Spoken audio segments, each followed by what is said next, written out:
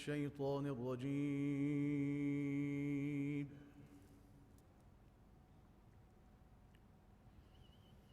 بسم الله الرحمن الرحيم.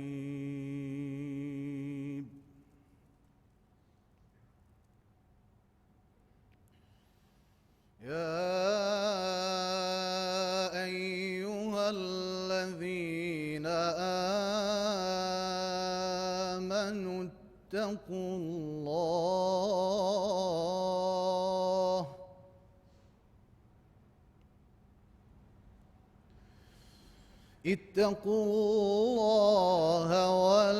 ولتنظر نفس ما قدمت لغد واتقوا الله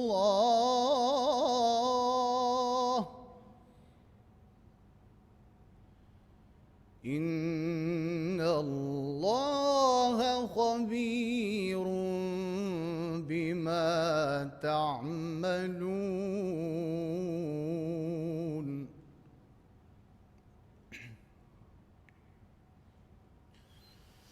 ولا تكونوا كالذين نسوا الله فأنساهم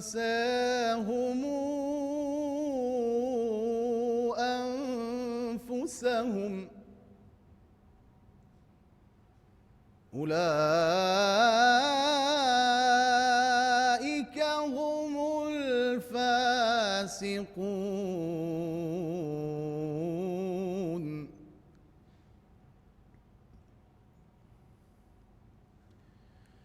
لا يستوي أصحاب النار وأصحاب الجنة. أصحاب الجنة هم الفائزون.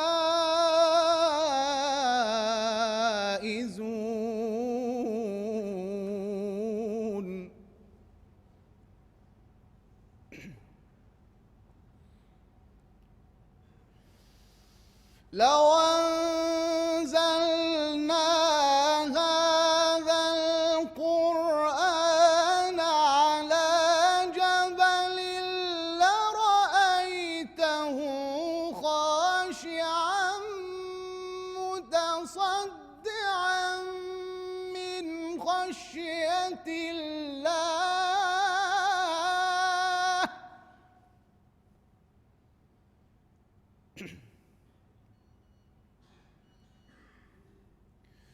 وتلك الأمثال نضربها للناس لعلهم يتفكرون.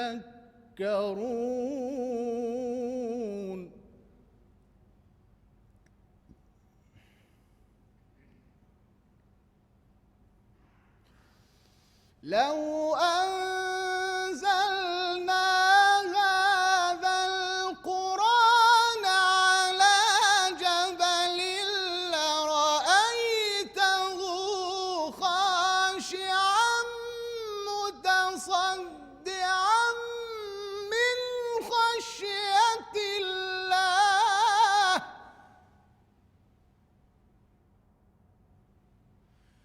وتلك الأمثال نضربها للناس لعلهم يتفكرون.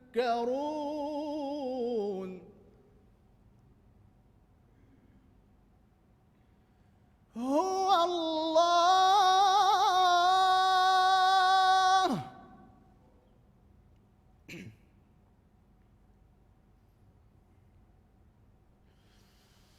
هو الله الذي لا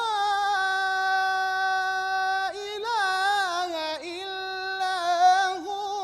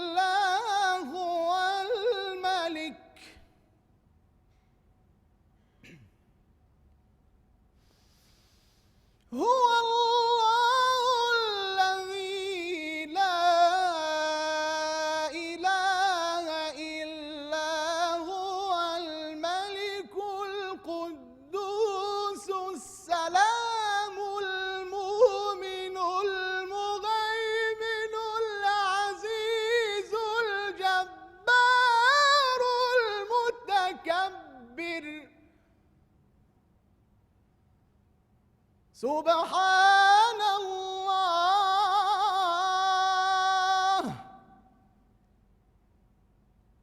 سبحان الله عما يشركون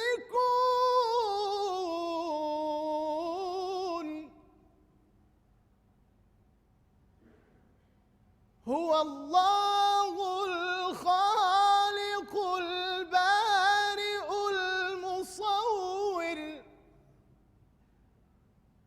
له الأسماء الحسنى له الأسماء الحسنى هو الله الخالق البارئ المصور له الأسماء الحسنى يسبح له ما في السماوات والأرض وهو العزيز الحكيم صدق الله العظيم. بسم الله الرحمن الرحيم.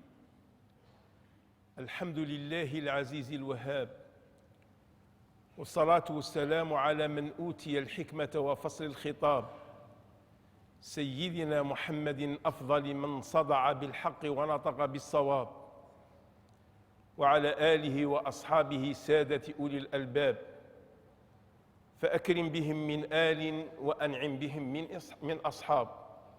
أيها الجمع الطيب الكريم من الجمهورية الجزائرية الديمقراطية الشعبية، يجلس إلى أسام حضراتكم الباحث والمفكر الجزائري فضيلة الأستاذ الدكتور مصطفى الشريف، أستاذ كرسي بجامعة الجزائر العاصمة، ليلقي على مسامع حضراتكم درسا من الدروس المحمدية باللغة الفرنسية، موضوعه Le modèle musulman de l'épouse، النموذج الإسلامي للزوجة.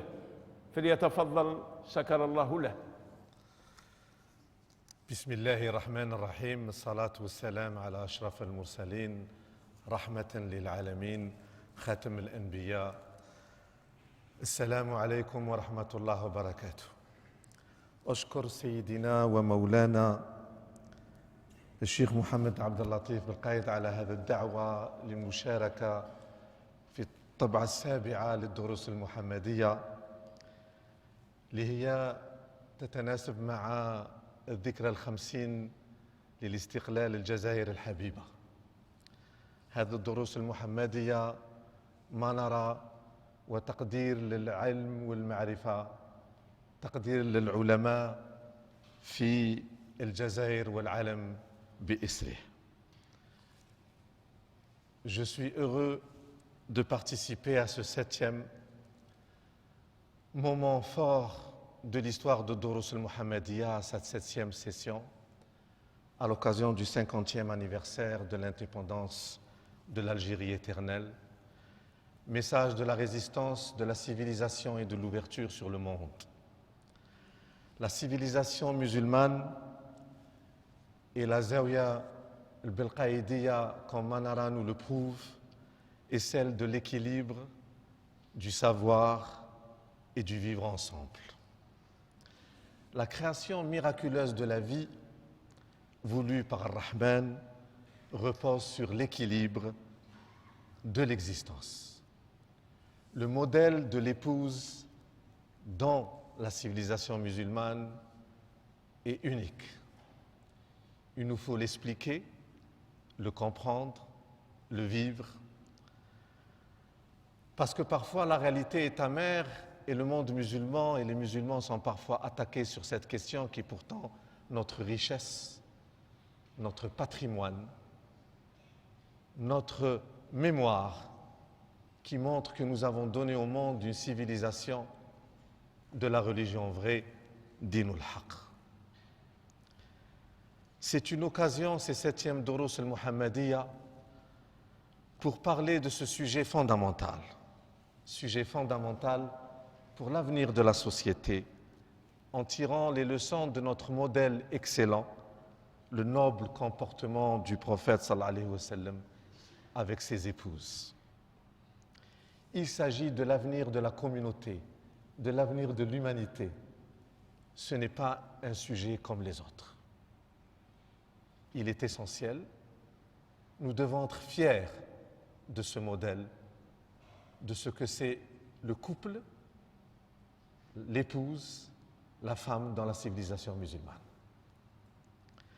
Comment faire comprendre au monde entier, aux non-musulmans et à la jeunesse, que l'islam appelle au respect de la femme et l'honneur et lui donne cette place fondamentale afin de répondre au projet divin pour l'humanité. Nous sommes aujourd'hui dans une époque d'une société en crise, comme privée de tendresse, d'épanouissement. Comment répondre à l'attente de la société et de l'humanité en général pour l'apaiser, l'orienter? Il faut du savoir et de la piété. Il faut de l'ijtihad et de la pédagogie afin d'expliquer notre modèle, le modèle de ce que c'est la famille musulmane, de ce que c'est le couple musulman, de ce que c'est la femme musulmane. Il s'applique ce principe du couple, de l'épouse, à partir de notre force qui s'appelle Ummat al-Wasat, la communauté médiane. Al-Wasatiyya aussi s'applique sur ce principe essentiel de la famille et du couple, c'est-à-dire nous éloigner de toutes les formes d'extrémisme et l'expliquer. Selon la parole du prophète, le mariage est la moitié de la religion. Le prophète se maria plusieurs fois. Celle qui avait cet immense privilège n'était pas toutes ses épouses en même temps. Il octroyait, il donnait parfois ce titre d'épouse. Quel privilège! Symboliquement pour honorer, récompenser ou faire alliance. Son statut de prophète était une dérogation comme un don divin, un privilège. Le Coran, vous le savez, précise que les épouses du prophète sallallahu alayhi wa sallam sont ummahat al-mu'minin, les mères des croyants. Le respect et l'admiration de ces femmes depuis 15 siècles sont immenses dans la conscience des musulmans. Elles sont celles qui représentent l'humanité dans sa diversité. Elles étaient de toutes conditions sociales, de tout degré de beauté et de divers caractères et qualités. Leur pluralité montre au monde entier qu'elles symbolisent la nature humaine, valable en tout temps et en tout lieu. Elles ont accompagné et soutenu le prophète sallallahu alayhi wa sallam dans sa mission extraordinaire de Khatam al-Anbiya, le sceau des prophètes.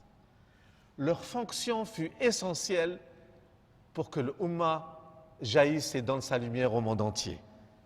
Elles étaient à la fois les élèves, les disciples du prophète et ses porte-paroles. Elles ont formé l'école mohammedienne. Sa première épouse, Sayyida Khadija radiyallahu anha, Khadija al-Kubra, al-Tahira, a été l'unique épouse, vous le savez, de son vivant pendant 25 ans. Le couple, il faut le rappeler, il faut le dire, il faut le répéter, fut heureux et il s'aimait. Osons le dire, l'envoyé aimait son épouse. Il était aimant, affectueux, tendre et plein de douceur. Rien à voir avec tant de sécheresse sentimentale, de vide poétique ou de rigorisme de notre époque. Elle était la première personne, Khadija radiyallahu anha, la première personne à avoir cru immédiatement à la mission du Nabi sallallahu alayhi wa sallam. le premier musulman après le prophète est donc une femme qui l'encourageait, le soutenait de toutes ses forces, de tous ses moyens et de sa sagesse, hikmah. Il l'a consultée sur toutes les questions qu'il subissait. Il s'appuyait sur elle pour affronter les épreuves. Sa troisième épouse, plus jeune que lui, Aïcha, Sayyida Aïcha radiyallahu anha, As-Siddiqa, était aussi un élément central dans l'annonce de l'islam et de la communauté qui allait illuminer le monde. Elle fut salutaire pour lui. Elle savait lire et écrire, elle était dynamique et obtient le soutien de la plupart des femmes à la Mecque comme à Médine. Elle a rempli cette mission avec un art exceptionnel de la pédagogie. Elle partageait non seulement avec le prophète un amour profond, mais une connaissance profonde de ce qu'était le Coran et le sens de l'islam. Les attentes du prophète furent exaucées. Elle étudia avec lui le Coran et fut une mujtahida exemplaire.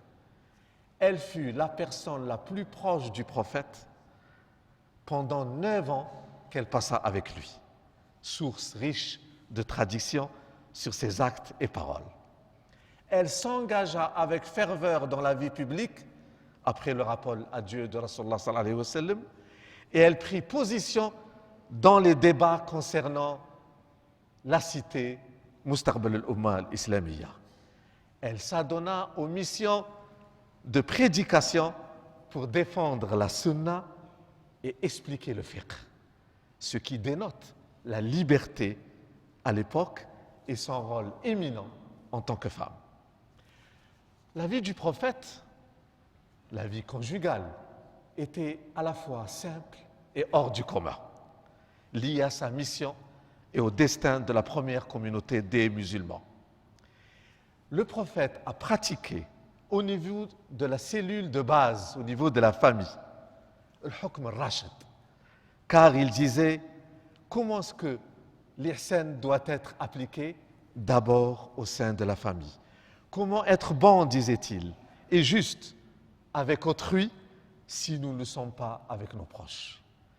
Il partageait avec ses épouses les tâches quotidiennes et l'éducation des enfants. La question du couple en islam et du modèle de l'épouse musulmane que nous allons expliquer en 3 points. El-Mousawat, les égalités, l'égalité entre l'homme et la femme. Deuxièmement, les différences entre l'homme et la femme. Et troisièmement, enfin, qu'est-ce que le couple? Car tout le sens de l'existence, tout le sens de l'humanité, al-hayat, wa masir al-umma et le devenir de la communauté dépend de la compréhension de ce que c'est le couple.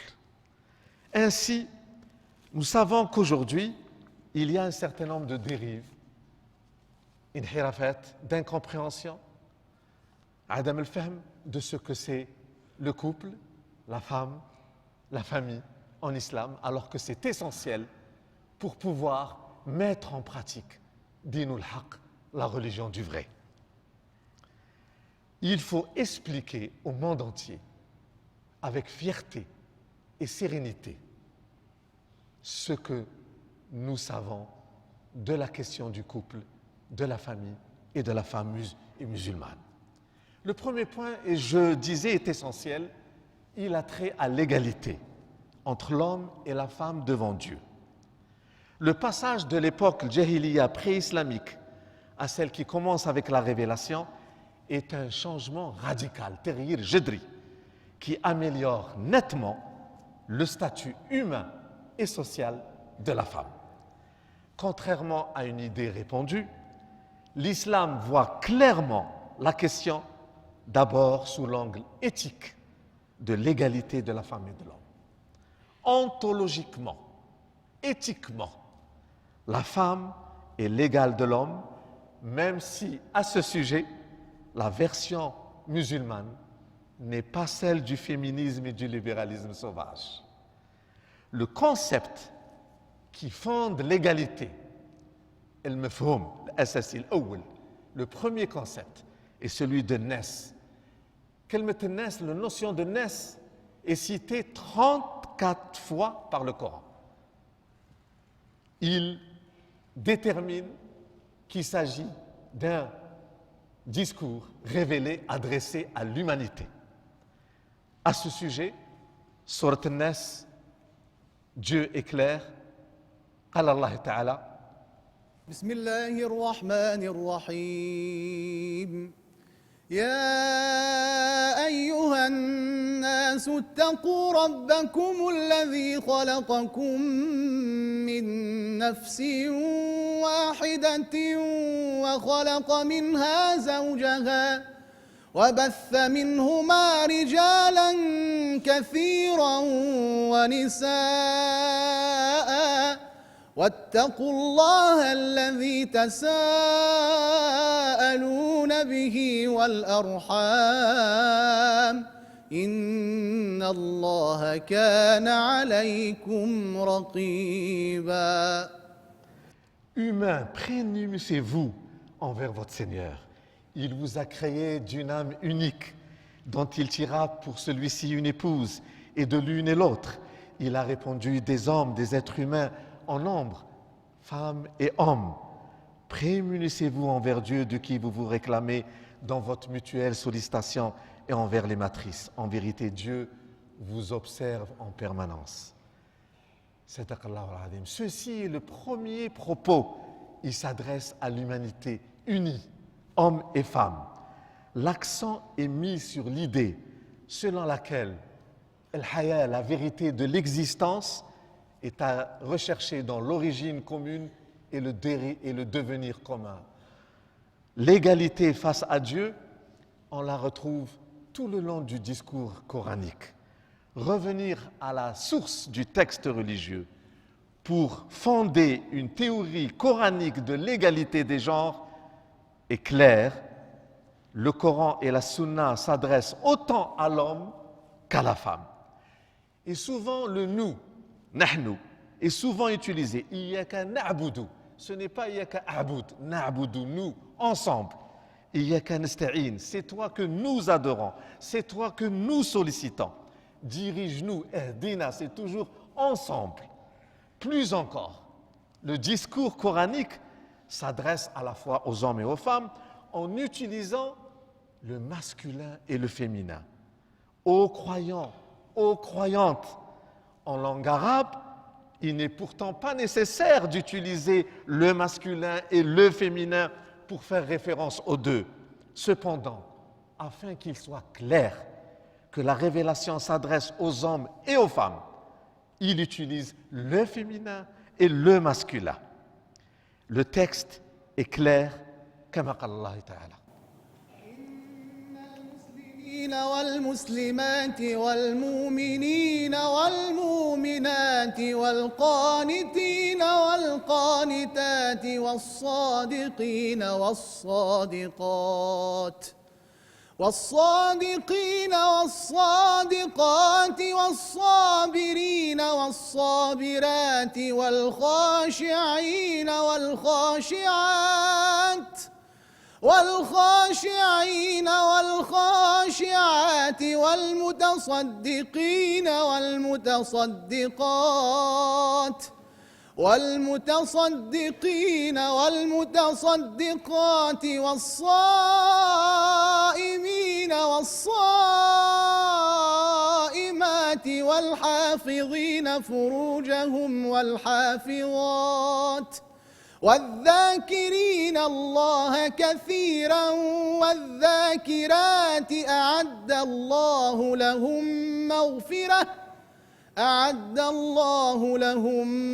مغفرة وأجرا عظيما. La précision est sublime. Les musulmans et les musulmanes, les croyants et les croyantes, les hommes pieux et les femmes pieuses, les hommes sincères et les femmes sincères, les hommes patients et les femmes patientes, ceux et celles qui craignent Dieu, ceux et celles qui pratiquent la charité, ceux et celles qui observent le jeûne, ceux et celles qui sont chastes, ceux et celles qui invoquent souvent le nom du Seigneur. À tous et à toutes, Dieu a réservé son pardon, une magnifique récompense. C'est une révolution par rapport à toutes les autres traditions religieuses et culturelles. Le prophète sallallahu alayhi wa sallam a toujours eu un comportement exemplaire en fidélité au Coran. Il a été profondément humain et respectueux de ses épouses et des femmes en général. Il leur a accordé de la considération. Il n'a jamais porté la main sur l'une d'elles, ni la moindre violence. À chaque occasion, il rendait hommage aux femmes et leur confiait des responsabilités de premier plan. Le prophète sallallahu alayhi wa sallam se souciait de la condition de la femme et du ta'ayyush, du vivre ensemble, qui nécessite de dépasser les différences sans pourtant nier les différences. L'égalité, l'équité et la complémentarité sont au fondement de la relation femme-homme voulue par le Coran et le prophète sallallahu alayhi wa sallam. La femme est l'autre, mais elle est aussi le même. Elle est celle à qui l'on parle et qui a le droit à la parole.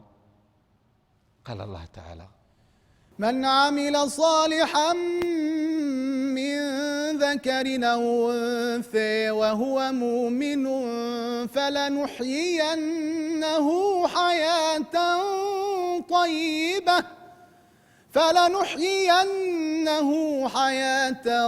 طيبة ولنجزينهم أجرهم بأحسن ما كانوا يعملون. La parole est claire. Quiconque, homme ou femme, aura fait le bien tout en étant croyant, nous lui assurerons une vie heureuse et nous les récompenserons en fonction des meilleures de leurs œuvres. L'homme et la femme, selon l'expression coranique, sont le vêtement de l'un et de l'autre. Même si le mystère de la relation homme-femme reste entier et que l'homme est mis face à ses responsabilités, salahiyat, prérogatives, en tant que zawj, époux, pour assumer et subvenir obligatoirement aux besoins de sa famille, et qu'en matière de prise de décision dans les affaires familiales et du monde, la responsabilité finale, après consultation de l'épouse, incombe à l'homme. Il ne s'agit pas de tout relativiser. Deuxième point, après cet élément essentiel de l'égalité, signifié par le Coran al-Karim ou Sunna Sharifa, la question de la différence que peu de monde aujourd'hui comprennent. Qu'est-ce que cette différence dont nous devons être fiers et respectés entre l'homme et la femme? Car l'égalité n'exclut pas de respecter les différences naturelles. Le débat sur la question de la femme en islam est parfois volontairement malmené, débouchant sur la stigmatisation des musulmans alors qu'il concerne leur force du sens de l'humanité. La culture anti-religieuse refuse toute idée de différence, toute idée de secret, de hamim, d'intimité.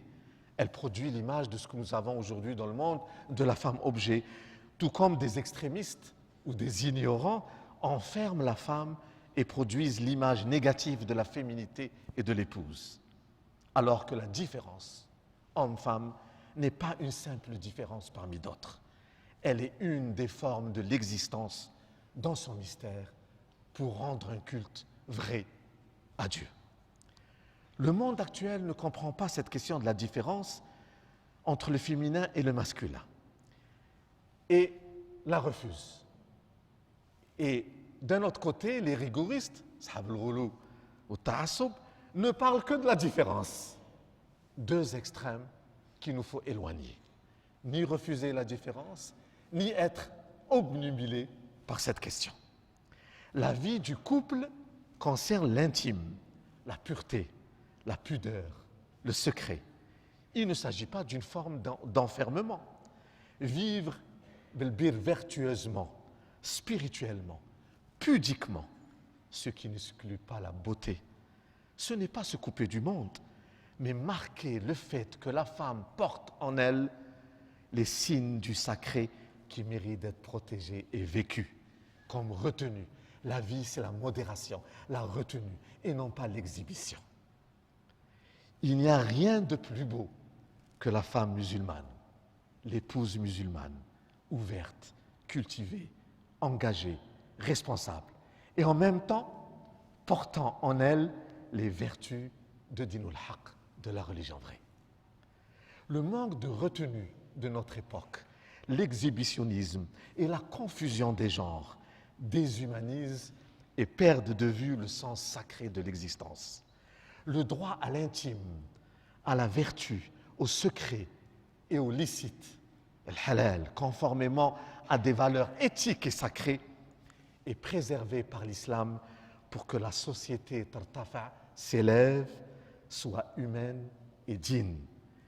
Il n'y a pas de liberté sans loi. Un des principes fondamentaux de la civilisation musulmane. Nier la différence entre le masculin et le féminin, ce n'est ni naturel ni raisonnable. Nombre parmi les hommes ne comprennent pas le Coran sur ce sujet ou la civilisation musulmane sur le sujet. D'autres n'en saisissent ou n'en comprennent qu'un sens superficiel. Des musulmans ignorant la logique de la révélation et des non-musulmans mal intentionnés s'attachent à un seul aspect et ils exploitent un certain nombre de dérives qui existent dans nos sociétés sur cette question. Alors que l'axe principal, le mihwar al-assasi du Coran, implique l'ouverture et le respect, même si une certaine préséance daraja est signifiée. Et ta'ayyush, le vivre ensemble dans le couple, est déterminant quant au sens de ce que c'est être musulman. Être musulman, pour l'homme et pour la femme, c'est ceux qui savent que la vie dernière est meilleure qu'ici-bas, tout en ne perdant pas de vue leur part en ce bas monde. Effacer la différence en femmes sous prétexte d'égalité, je disais, ce n'est ni naturel ni une garantie pour le bonheur. L'effacement des différences, ce n'est pas conforme au bon sens, le fitra. À notre époque, on ne peut nier qu'il y a une difficulté dans le monde à ce sujet. Même la science, en psychologie, en sociologie, la science elle-même reconnaît que lorsqu'on efface la différence, lorsqu'il y a confusion entre le père et la mère, il y a des troubles psychiques et sociaux chez l'enfant et dans la société. L'égalité n'exclut pas le respect de la différence. La crise de la famille vient justement du risque d'oubli de la différence, katakamul en tant que complémentarité. Cette différence est une richesse. On ne peut pas progresser, devenir une civilisation, une société mûre et épanouie sans le respect de la différence et de l'égalité en même temps. La fonction paternelle, akhlaqi, la norme éthique, doit être comprise dans ce sens. Troisième et dernier point, après l'égalité et la différence, le couple. Cette notion de couple, elle est centrale, fondamentale sur ce que c'est être humain et ce que c'est être hadara, civilisation. Le sens de la vie, kamihna, le sens de la vie comme épreuve et comme chance, comme don, se joue dans le couple. Le noble Coran a institué des droits essentiels pour la femme. Elle a le droit à la vie, à la dignité, à l'autonomie, au savoir, au travail, de choisir son épouse et de gérer ses biens. Pour le sceau des prophètes, sallallahu alayhi wa sallam, conformément au Coran, nul n'a le droit d'imposer à l'épouse, à la femme, quoi que ce soit. La ikraha fi din, à commencer par l'épouse. Cette dernière dimension du respect n'exclut pas cette préséance, ce daraja de la complémentarité de l'insijam, de l'harmonie entre l'épouse et l'époux. Il faut assurer l'équilibre entre le huquq ou le wajibat, entre les droits et les devoirs. Le projet de la civilisation commence à ce niveau, l'équilibre entre les droits et les devoirs. Le respect mutuel est le fondement de la relation dans le couple. Le Coran, le Coran al-Karim, يذكر كلمة زوج زوجة أو زوجين 21 fois, 21 مرة, 21 fois. Cela a un sens, une signification, au cœur même de ce que c'est الدين. كما قال الله عز وجل وأنه خلق الزوجين الذكر والأنثى. Ce principe est clair. Nous avons créé en couple le mâle et la femelle. La femme, comme l'homme, a autant de droits que de devoirs. Et l'homme a une charge spécifique. La préséance, la daraja, est donnée comme épreuve, une responsabilité.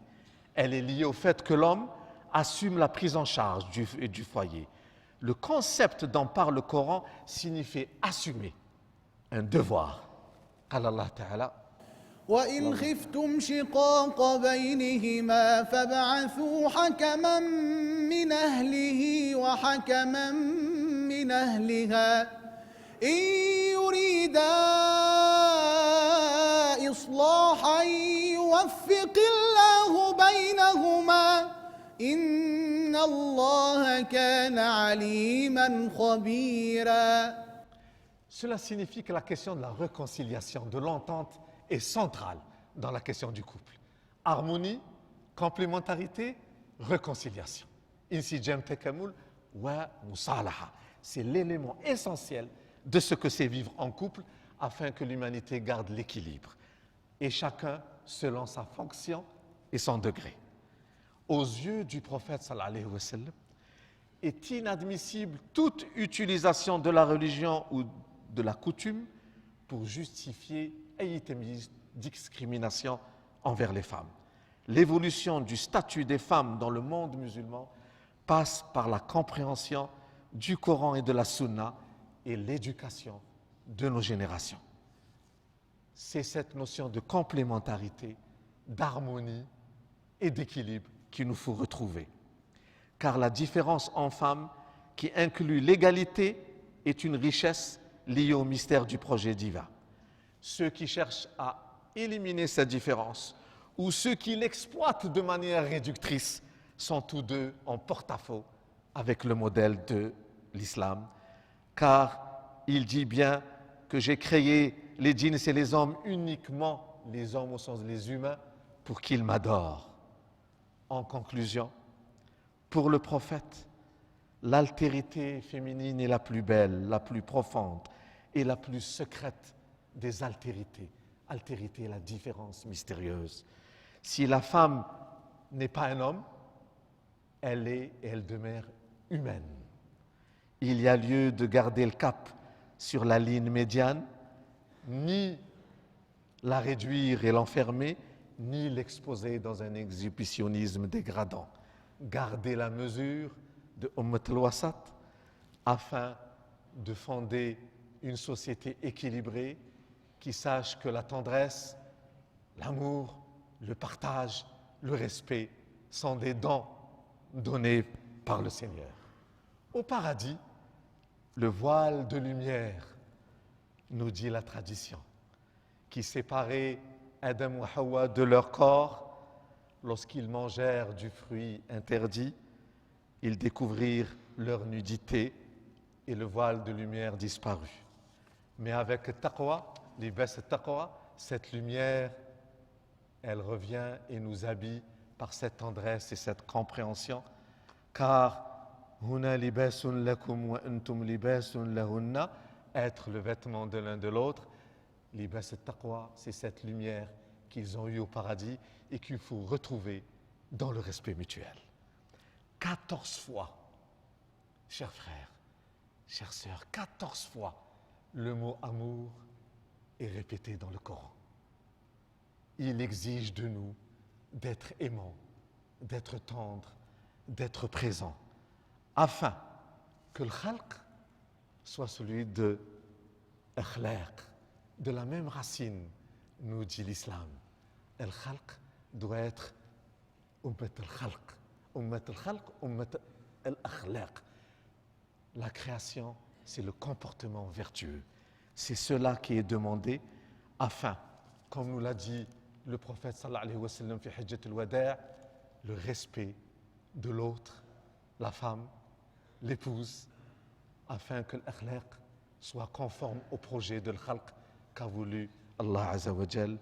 La leçon est claire, les femmes, l'épouse, ont les mêmes fins dernières, les mêmes buts, le même masir que les hommes. Le Coran ne les sépare pas.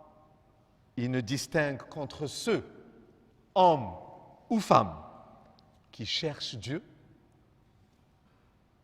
et ceux qui ne le cherchent pas. Il n'y a pas d'autre hiérarchie, pas d'autre véritable différence entre les êtres humains que taqwa ou l'ilm et ceux qui cherchent Dieu. Chacun, homme, femme, peut recevoir la baraka, la grâce est de Dieu. قال الله تعالى وما خلقت الجن والإنس إلا ليعبدون ما أريد منهم من رزق وما أريد أن يطعمون إن الله هو الرزاق ذو القوة المتين. Ummahat al-Mouminin ont permis que la lumière qui couvrait le corps Adam ou Hawa revienne sur terre, sur le corps des mouminin et mouminat. قال الله تعالى وما كان لبشر أن يكلمه الله إلا وحيا أو من